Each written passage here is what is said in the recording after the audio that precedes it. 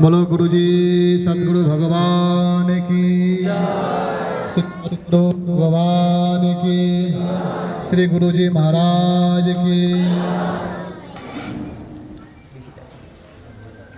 बाबा बोलते गुरुमुख पद्म वाक्य हृदय करे ऐक्य आर ना करियो मनेर आश।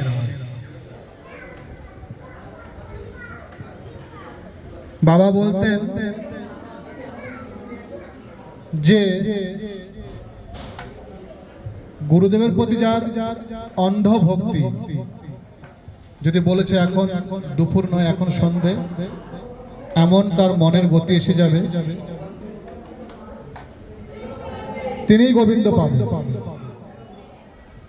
আমি জড়জগতে যা দেখছি এটা দেখা নয়, গুরুদেব যেটা কৃপা করে দেখাবেন সেটাই প্রকৃত দেখা। এই দেখাটা কখন মনে আসবে? যখন গুরু গোবিন্দের প্রতি বৈষ্ণবদের প্রতি ভক্তের প্রতি ভক্তের অনুরাগ আসবে। যতক্ষণ অনুরাগ না আসবে ততক্ষণ ভজনে বা ভক্তি প্রবেশ করা যাবে না। সিদ্ধ বাবা বলতেন যে হে জীব কি দেব তোমাদের, কিছুই নেই আমার। অথচ সিদ্ধ বাবা তিনি এই স্থানে বসে, এই সেই দিব্যস্থান, যিনি এইখানে বসে রাধাকুণ্ডের ছাগলকে তাড়িয়েছেন। তিনি এত বড় সিদ্ধ মহাত্মা হয়েও সাধারণ ভক্তের কাছে সাধারণ বলে পরিচয় দিচ্ছেন। আমি সাধারণ একজন মানুষ, তোমাদের মতো। নবদ্বীপবাসীদের বলছে তোমাদের মতোই আমি একজন সাধারণ ভক্ত। সিদ্ধ বিদ্যা আমি কিছু বুঝি না, আমি কিছু জানি না। যে যত নিচু হবে তিনি ততই মূল্যবান সম্পদ পাবেন। আমি তো উটোর মতো উপর দিকে তাকিয়ে চলি, রত্ন তো নিচের দিকে থাকে।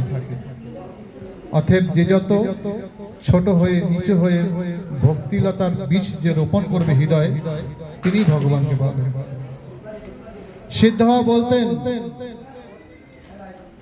নাম কলিজীবের একমাত্র শ্রেষ্ঠ ধর্ম, নাম কলিজীবের একটাই শক্তি, যে নামের প্রভাবে সর্বসিদ্ধিকে সাধন করা যায়। কলিজীবে একমাত্র শক্তি হচ্ছে নাম। যে এই নামকে হৃদয়ে ধারণ করে অন্তরে নিরন্তর নাম জপ মালা বসিয়ে নিতে পারবে, তিনি গুরু গোবিন্দ পেয়ে যাবেন। কিন্তু আমরা পারি না কেন? নাম জপে বসেছি বা নাম কণ্ঠে আছে, জপ করতে করতে অন্য চিন্তন এসে যায়। তখনই নামের মালা হাতে থাকুক বা কণ্ঠে থাকুক তখনই কেটে যায়। যাতে এই কণ্ঠে থেকে হরির নাম না কেটে যায়, নিরন্তর জিহ্বায় যেন হরির নাম থাকে, সেই প্রচেষ্টার নামই হচ্ছে ভজন। সেটার নামই হচ্ছে সাধন। তাই সিদ্ধ বলতেন হে জীব নিরন্তর নাম জপ করো। আমরা যদি গুরু গোবিন্দের প্রতি বিশ্বাস রেখে, বাবাও তাই বলতেন, বাবা আমরা কি করব? বাবার কাছে যখন গুরু ভাই বোনরা আসতেন, বাবা একটা কথাই বলতেন, মহতের বাণী মহতের মতো হয়। সিদ্ধ ভাই যে কথা বলে গেছেন আজ থেকে 300 বছর আগে, গুরু মহারাজের সে কথা যাওয়ার কিছুদিন আগেও তিনি বলতেন যে তোমরা নাম করবে।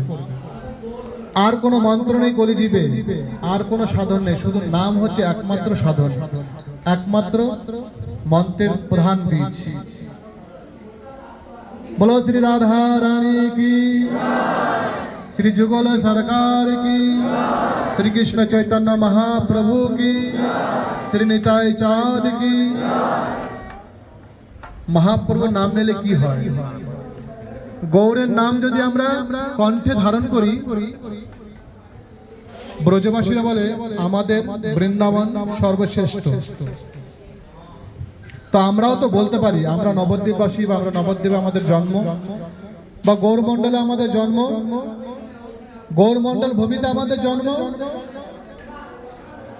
ব্রজমণ্ডল বৃন্দাবন শুধু পঞ্চকোশী নয়, তার মধ্যে 21 কিলোমিটার গিরিরাজ পরিক্রমা রয়েছে, 84 ক্রোশ ব্রজমণ্ডল পরিক্রমা রয়েছে, তেমনি আমাদের নবদ্বীপটা ছোট্ট নয়, নবদ্বীপ ধাম রয়েছে।